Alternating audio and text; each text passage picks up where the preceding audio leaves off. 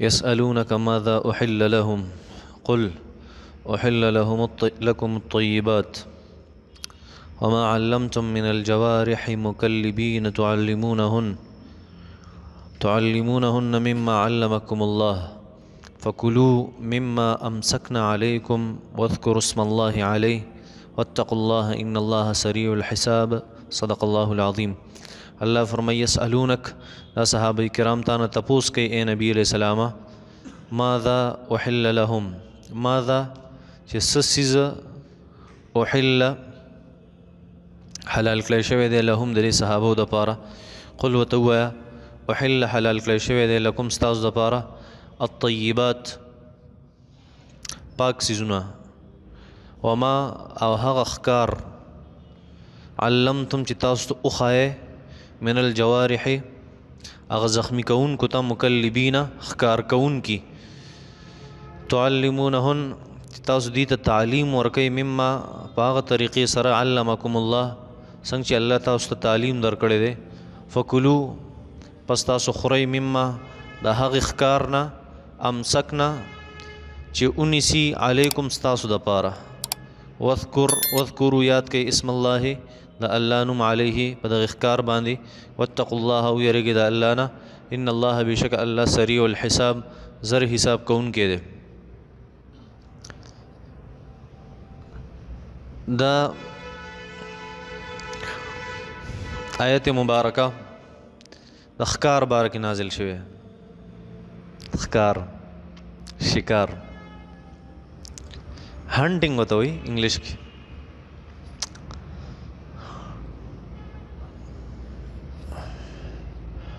دا یو دو صحابہ کرام نبی علیہ السلام لراغلو عدی بن حاتم حا الف تامیم حاتم عدی عین دالیا عدی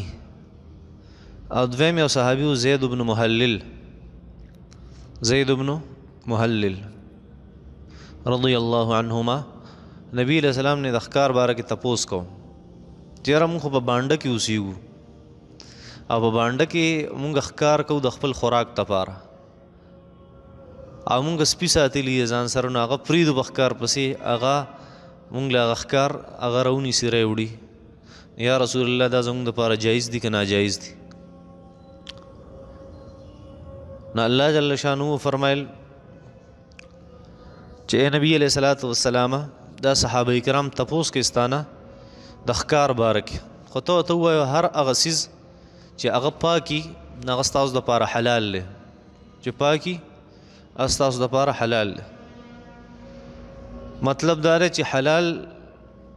زناور پسې حلال څیز پسې حلال د یو حلال څیز تاسو ښکار وکئ نو هغه حلال دی ستاسو دپاره چې هغه خبیث څیز نه وي ګنده څیزونه نه وي پاک څیزونه وي حلال هم وي او پاک هم وي احل لکم الطیبات ستاسو دپاره حلال کړی شوي دي هغه پاک څیزونه حلال کړی شوي دي ستاسو دپاره پاک څیزونه مطلب دا دی حلال کړی شوي دي مطلب دا به حلال وي شرعن او طیبات چې ګنده څیزونه به نه وي پاک څیزونه به وي دا دوه شرطونه شو دا ستاسو دپاره حلال دي اوس راځئ الله جل شانو فرمایي هر چې تاسو د ښکار خبره وکړه د دې لپاره څه شرایط دي ښکار پسې تاسو یو سیز لیگلے سپیم لیگلے دے باز مو لیگلے دے مونږ چې ورته باښه وایو هغه هم لیگلې ده څوک ورته ټپس وایي زه ټپوس دا سړي عادت کړی او دا یې ولیږو نو الله جل شانو فرمایي چې په دې سره ستاسو دپاره ښکار جایز دی خو دې یو څو طریقې دي شرایط دي یو شرط دا دی وما علمتم چې تاسو چې کوم سپی لیږئ یا باز لیږئ د ښکار دپاره نو چې تاسو هغې ته تعلیم ورکړئ تعلیم دا مطلب طریقه د ښکار مو ته ښودلي په دې سپو کې سپي مونږ د ښکاري سپي وایو چې هغه ښکار کوي دغه شان باز او دا نور څیزونه دا هم عادتیږي او بیا خلک څه کوي په دې باندې ښکارونه کوي الله جل شانو فرمایي د ښکار د زناور دپاره لومبی شرط دا دی چې کم څیز تا لیږلی دی په ښکار پسې نه هغه ته به تا تعلیم د ښکار ورکړی، هغه به ټرینډ وي د هنټینګ دپاره به صحیح ټرینډ وي، ټرینډ شوی به وي. یو شرط. دویم شرط ولې دا دی چې من الجوارح چې دی تلی په دې ښکار پسې، نه که هغه ښکار یې روغ راوړو خو ټیک ته، که روغ یې رانه وړو او مړ کړی و خو زخمی کړی نه و، نو بیا هم ستا دپاره جایز نه دی. راوړی به یي، ښکار کړی به یي، خو زخمی کړی به یې اینه به تیوتي، نو هغه هم ستاسو دپاره جایز دی. یا که چېرته رای وړودله او په هغې کې ساه وه او تا حلال کو بیا هم درست. نو دویم شرط ولې دا دی چې هغه به زخمی کوونکی من الجوارح، او دریم شرط ولې دا دی چې مکلبین دا به تا ښکار لیږلی څه له ښکار له، مطلب دا دی بل څه دپاره به دې نه لیږلی، ښکار پسې به خصوصي تلی. دا شرط ولې. بل یو شرط تعلمونهن مما علمکم الله،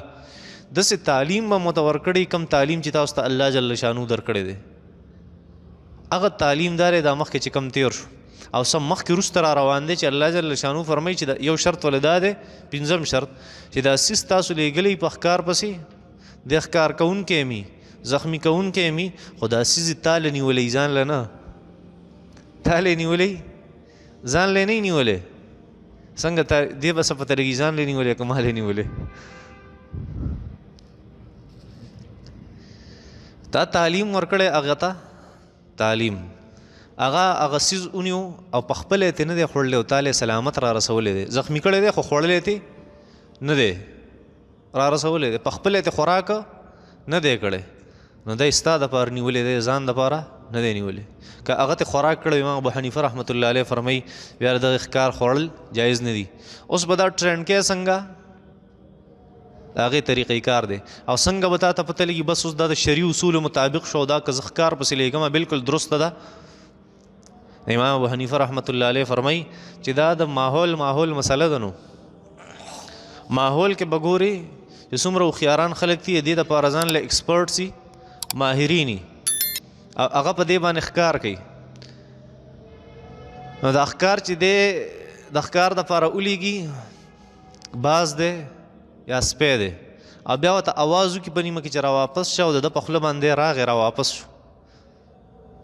او هغه څیز یې روغ راوړو، نو پته لګي چې دا د ده په اختیار کې دی، اوس دا بس ټرینډ شوی دی. او که داسې نه و د په اواز باندې را واپس نه شو یا هغه څیز یې خوړلی او کوم چې د مالک دپاره نیولی، نو بیا درسته نه ده. په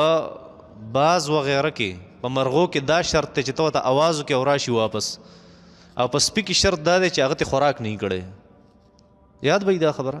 په سپي کې شرط څه شی دی چې خوراک پې ته نه کړی، او په دې نورو څیزونو کې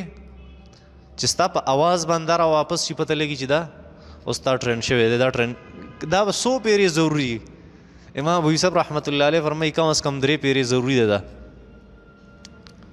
حسن بصری رحمت الله علیه فرمایي چې 2 پیرې ضروري ده او 2 پیرې وشوه کافي ده. او امام ابو حنیفه رحمت الله علیه هغه یو قول لري چې 3 پیرې، اول قول دا دی چې را ماحول ته به ګوري چې خلک هغه کم یو سپي ته ټرینډ وایي، بس دا د ماحول خبرې بس چې چا وي چې دا ټرینډ دی بس هغه به ټرینډ وي. صحیح ده، بس پوره پوهه دی کافي ده. دغه زموږ مذهب دی، دغه زموږ مذهب دی چې هغه بس ټرینډ شو، بس ټرینډ دی. اوس الله جل شانو فرمایي چې یو شرط ولې دام دی چې یاره دا سپی تاسو لیږلی او دا سپی په خپله خوراکونه کې تاله سالم راورسي، چې راویې رسېدله که نیو زخمی کړی او مړ کړی بیا خو جایز نه دی، ځکه دا خو مردار کړی خوږ کړی دی، چېرته په سر یې ګزار خوړلی او بل څه مردار شوی دی، زخم پې نه او که زخمی شوی راوړی دی دله خو خوړلی یې نه دی بیا روا دی، او که خوړلی او ته بیا هم روا نه دی. پوهېږي. اوس په دې او په مخکینۍ مسله کې یو خبر راله. مخکې مونږ ویلو چې النطیحه خو حرامه وي، هغه څاروی چې بل څاروي په ښکر باندې والي هغه خو ناروا وي، نه رسې په دې دا م ویلي هغه ناروا وي. هلته چې کوم څاروی بل څاروی وي نو یو خو دغه څاروی ټرینډ نه دی، یوه دویم پکې دا ده چې هغه درنده نه دی. څه نه دی؟ درنده چې هغه تعلیم والی ستا ده، او دلته الله جل شانو شرط دا لګولې چې دا به داسې درندی چې درنده به می ماتول به هم کوي خو تعلیم یافته به وي څه وایي تعلیم یافته به وي دا فرق دی په دواړو کې ښه اخیری شرط الله جل شانو ذکر کوي چې کله دا سپی وغیره دا په ښکار پسې پرېږدئ نو واذکر اسم الله علیه په دغه وخت کې بسم الله وایي څه وایي بسم الله وایي دا یو بل شرط دی د دغې دپاره ښه چې بسم الله به وایي ځکه زمونږ مذهب دا دی زمونږ دین دا دی چې کله مونږ څه کوو یو څیز ذبحه کوو نو بسم الله پې بسم الله الله اکبر داسې ویل پکار دی اسانه ده که ګرانه اسانه یا که هغه څیز دله راورسو او په دغه وخت کې په هغه کې ساه وته پې چاړه راښکله په دغه وخت کې به بسم الله ووایه یا بعضې مفسرینو حضراتو هغې لیکلي نه چې بس تی په کم وخت کې خورې بس په هغه وخت کې بسم الله ووایه هم کافي ده ښه نو څه وایي چې یسألونک نه الله جل شانو فرمایي چې ګوره په دې معاملاتو کې د الله جل شانو نه ویرېږې او هسې نه په ښکار کې دومره زیات ورننوځئ چې مونځ اودس ته نه پاتې شي یوه واتقوا الله د الله نه ویرېږې مطلب دا دی چې په ښکار کې دونه منه نوځئ چې دین اسلام ته نه پاتې شي مونځ ته نه پاتې شي اودس ته نه پاتې شي ذکر ته نه پاتې شي تلاوت ته نه پاتې شي علم ته نه پاتې شي خپل مقاصد ته نه پاتې شي داسې به نه کړي جایز دی ستاسو دپاره او ستاسو مقصد هغه ښکار نه دی واتقوا الله د الله نه ویرېږئ او بل د الله جل شانو نه ویرېږئ هسې نه چې د ښکار په مینه محبت کې دونه راشئ حرام حلال نه ګورئ او خولې ته ورچوئ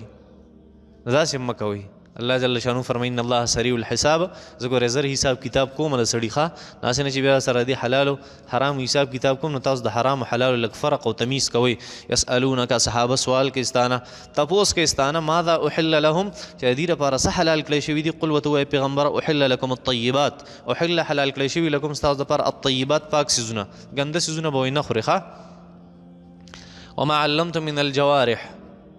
وما ګوره دې کې هغه خبره مراله کومه چې اختلافي مسایل دي اختلافي لکه بعضې میان داسي چې د هغې شکل هغه سړی ورته کتی نه شي یا ځینې زناور داسي چې د هغې د حلال او د حرامو تذکره قرآن او حدیث نه کړي خو هغه یا ډېر زیات ګندی یا شکل یې وراني هغه د انسان طبیعت نه مني الله جل شانو فرمایي چې یو څیز حلال وي خو د هغې سره پاک وي چې ستا طبیعت یې مني د لیونو طبیعت نه ښه د سلیم الطبع انسانانو طبیعت اوس هر لیونی به وایي لکه د بانډو ډېر خلک دي پخوا په عربو کې به داسې وي چې د بانډو به ډېر زیات خلک وو هغوی به وي چې الله جل شانو څه نه دي حرام کړي هغه ټول حلال دي هغه ټول حلال دي نو بیا چې په سمندر کې به ورته څه ملاوېده هغه به هم هر څه خوړه په ځمکه کې به څه ملاوېده هغه به هم خوړه دا څونه چې حشرات الارض دي انسیکټس دا به هم خوړه وي دا الله نه دي حرام کړي الله جل شانو فرمایي تاسو دپاره ما دوه شرایط هغه ګرځولي دي د خوراک هغه دا چې یو څیز به حلال او بل هغه څیز به داسې چې طبیعت پې منیم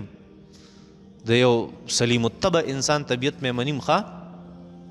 اوس د دې دا مطلب نه دی چې یو مولانا هغه به نیغ نیغ کېږي چې یاره زه اینه نه خورم اینه خو حرامه ده صحیح مستوي یو مولانا وایي زه اینه نه خورم اینه خو حرامه ده هلکه حدیث شریف کې صفا راځي بل ورځ مې ته ویلي چې اینه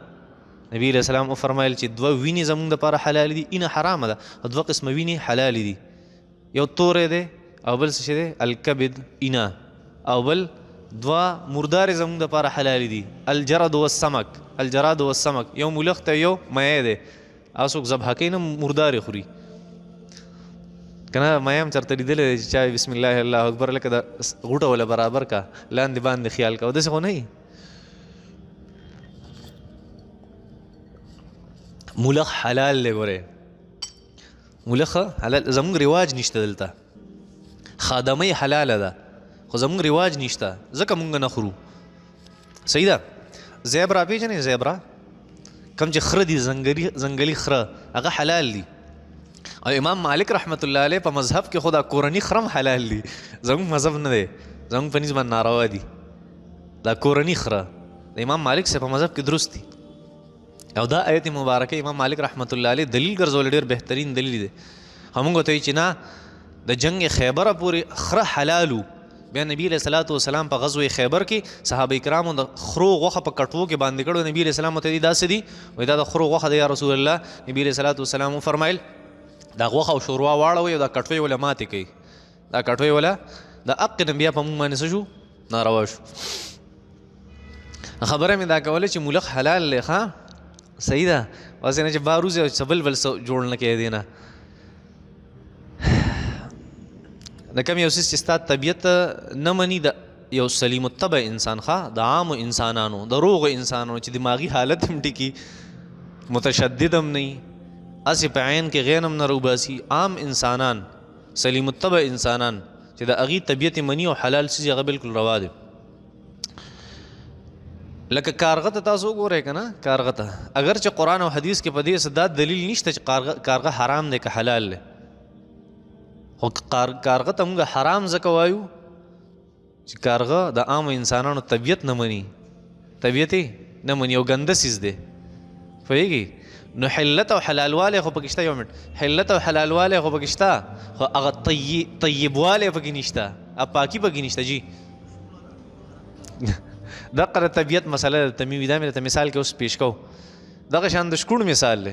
شکوڼ باره کې نه شریعت ویلي چې حلال دی نه دا ویلي چې حرام دی او حدیث شریف کې راځي ما احله الله ابو داود کې روایت دی تقریبا نبی علیہ السلام فرمایي ما احله الله فهو حلال کوم څه چې الله حلال کړی حلال دی وما حرمه الله فهو حرام کوم څه چې حرام کړی حرام دی وما سکت عنه او د څه باره کې چې الله قرآن او حدیث څه نه دي ویلي فهو عفو هغه معاف دی شکوڼ باره کې څه نه دي ویلي مطلب خو دا دی چې دا معاف دی د کارغه باره کې څه نه دي ویلي چې دا مطلب دا دی چې معاف دی خو معاف ځکه نه دی ناروا دی چې الله جل شانو قرآن کې او بل ځای کې فرمایي ويحرم علیهم الخبائث ګنده څیزونه مسلمانانو حرام کړي دا ګنده څیزونه دي نه رسې په دې باندې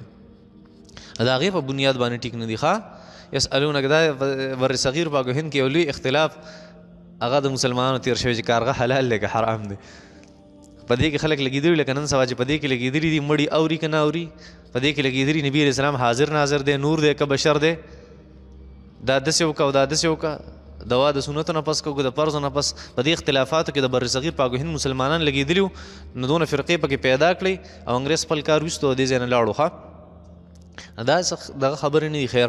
یسألونک کاره چا خوړلی یا نه خوړلی دی که زموږ څه کار دی موږ یې نه خورو یسألونک ماذا احل لهم دا صحابه تپوس کې ستانه نبي علیه السلام ماذا احل لهم چې دې لپاره څه حلال دي قل ورته ووایه پیغمبره احل لهم الطیبات پاک څیزونه دي دپاره حلال دي وما او هغه ښکار هم د دې دپاره د هغې څیزونو ښکار هم د دې دپاره حلال دی علمتم چې تاسو ښودنه کړي من الجوارح زخمي کوونکي درندګانو ته مکلبینه چې هغې ښکار کوونکي تعلمونهن چې تاسو هغې ته تعلیم ورکړئ مما په هغه طریقه علمکم الله څنګه چې تعلیم درکړی تاسو ته الله جل شانو فکلو تاسو خورئ مما د هغه څه نه امسکنا علیکم چې ستاسو دپاره هغې نیولي دا ښکارونه واذکروا اسم الله علیه خو چې دا ښکار تاسو کله پرېږدئ نو په دې باندې الله جل شانو نوم علی ښه بسم الله الله اکبر وایئ واتقوا الله د الله نه ویرېږئ یعنې د حلال او د حرامو لږ تمیز کوئ الله فرمایي ان الله سریع الحساب الله به د دې څیزونو حساب کتاب کوي او ضرب یې کوي